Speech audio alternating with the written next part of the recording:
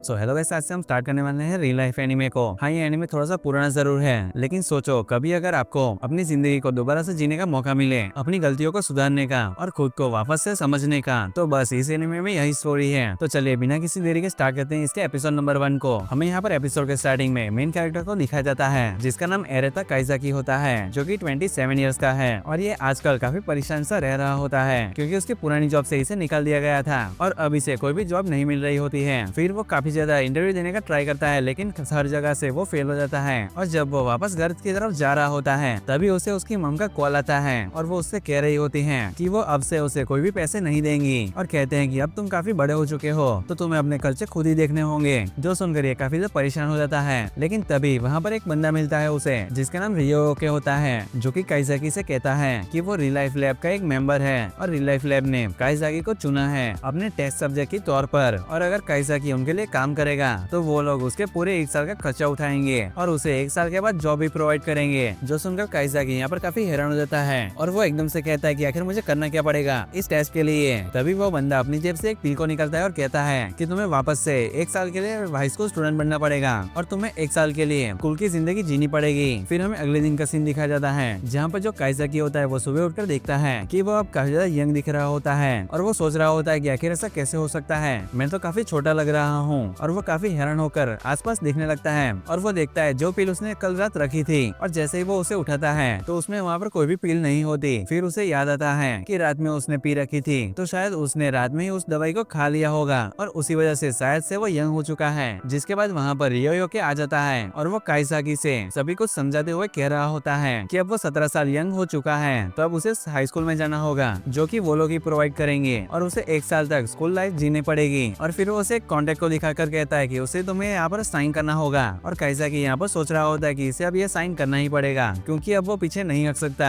और काइजाकी यहाँ पर उस कॉन्ट्रैक्ट पर साइन कर देता है और मान जाता है ये सारी चीजों को करने के लिए। जिसके बाद काइजाकी यहाँ पर स्कूल में पहुंच जाता है और उसे पता चलता है कि वो 3rd ईयर हाई स्कूल का स्टूडेंट है और वो उस क्लास में जाकर बैठता है। लेकिन तभी वो वहाँ पर रियो को भी देखता है, जिसे देखकर वो काफी हैरान हो जाता है और जिसे देखकर वो सोच रहा होता है कि आखिर ये बड़ा है या छोटा, मुझे कुछ समझ नहीं आ रहा, आखिर ये यहाँ पर कर क्या रहा है। लेकिन तभी वहाँ पर क्लास में टीचर आ जाती है और वो कहती है कि आज हम इंट्रोडक्शन से स्टार्ट करेंगे। जिसके बाद सभी लोग एक एक करके अपना इंट्रोडक्शन देते हैं, जहाँ पर सबसे पहले एक लड़की खड़ी होती है जो कि अपना इंट्रोडक्शन देते हुए अपना नाम बताती है। और हमें यहाँ पर पता चलता है कि इस लड़की का नाम चिजुरू होता है। जिसके बाद काइजाकी का नंबर आता है और वो भी अपना एरेटा काइजाकी नाम बताता है और कहता है कि वो एक ट्रांसफर स्टूडेंट है जो कि इस साल यहाँ पर ट्रांसफर हुआ है। और उसके बाद एक और लड़की अपना इंट्रोडक्शन देती है, जिसका नाम रेना कारेयू होता है। और उसके बाद एक और लड़का अपना इंट्रोडक्शन देता है, जिसका नाम काजुमी होता है। और उसके बाद एक और लड़की अपना इंट्रोडक्शन देती है और हमें पता चलता है कि इसका नाम एन ओनोया होता है और ये भी एक ट्रांसफर स्टूडेंट होती है। जिसके बाद उनकी टीचर कहती है कि आज तुम्हारा एक टेस्ट होगा,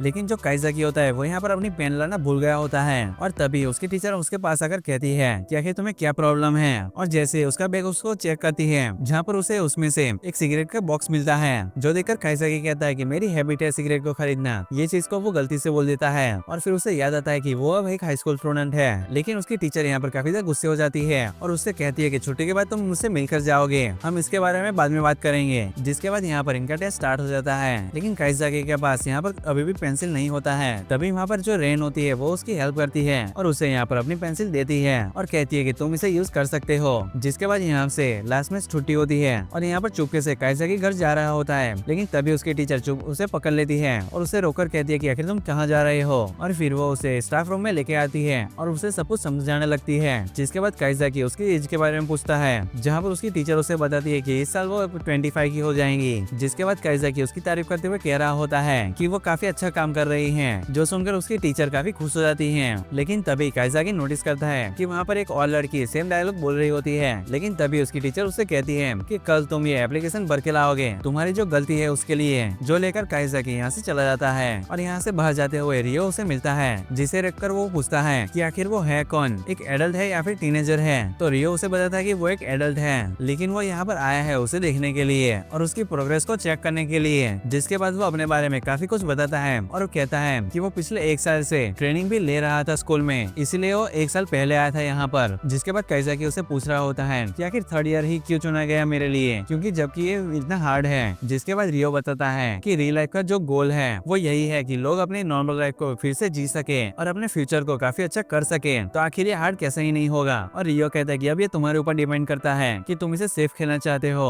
1 साल तक जीना चाहते हो, या फिर इसे एक्सपीरियंस करना चाहते हो। जिसके बाद कैसाकी कहता है कि मुझे बस एक्सपेंसेस चाहिए 1 साल तक, और बस उसके बाद जॉब मिल जाए। जो सुनकर रियो कहता है तो ठीक है, आज के बाद हम एक दूसरे से सिंपली बात करेंगे, जैसे कि स्कूल में हम स्टूडेंट्स हो, और मुझ पर तुम ज्यादा डिपेंड मत रहना और कोशिश करना कि तुम पूरे 1 साल तक जी सको, नहीं तो रियल लाइफ एक्सपेरिमेंट का कोई भी फायदा नहीं होगा। और फिर वो उसे गुड बाय कहता है और कहता है कि कल मिलते हैं। और इसी के साथ ये एपिसोड यहीं पर ही खत्म हो जाता है।